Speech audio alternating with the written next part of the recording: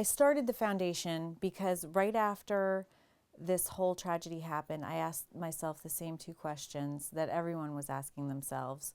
One was, how could something like this have happened? And two was, what can I do to keep it from happening again?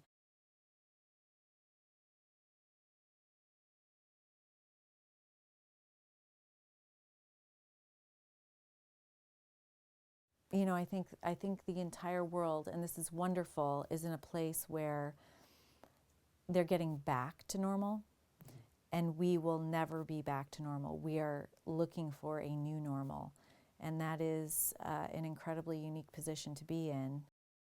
He was larger than life. His energy filled every corner of a room. He was loud. He was happy. He was just an incredible presence, and continues to be. I love it here. It's my dream house. It was Jesse's home. You know, it's filled with him still and his memories, so that's a beautiful thing.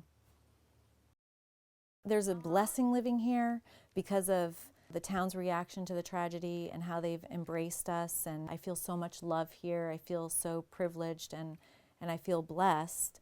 But at the same time, you know, I'm driving around every day, passing where Jesse went to daycare, seeing stickers on the back of people's cars, which is wonderful, and I appreciate that support. And at the same time, it's painful. I have stickers on my car, you know, so I mean, there's no right or wrong. It's just difficult. My faith has always been a huge part of my life, and that was the rock on which I rested after this tragedy.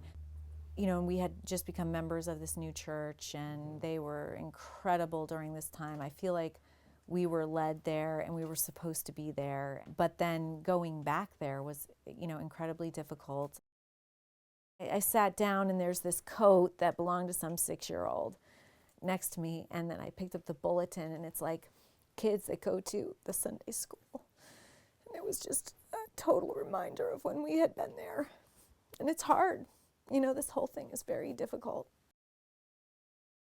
The incredibly healing thing is being in service to others, and I feel like the Jessie Lewis Choose Love Foundation is doing just that. And that is one of the most healing things you can do. So while I'm out there working and doing this mission, I'm also being in service to others and healing myself and hopefully healing others as well.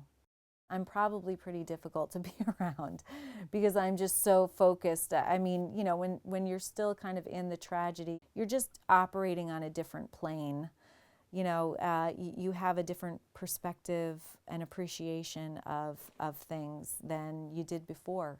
And I don't know if that ever changes. I don't know if I'll ever come back down to the ground.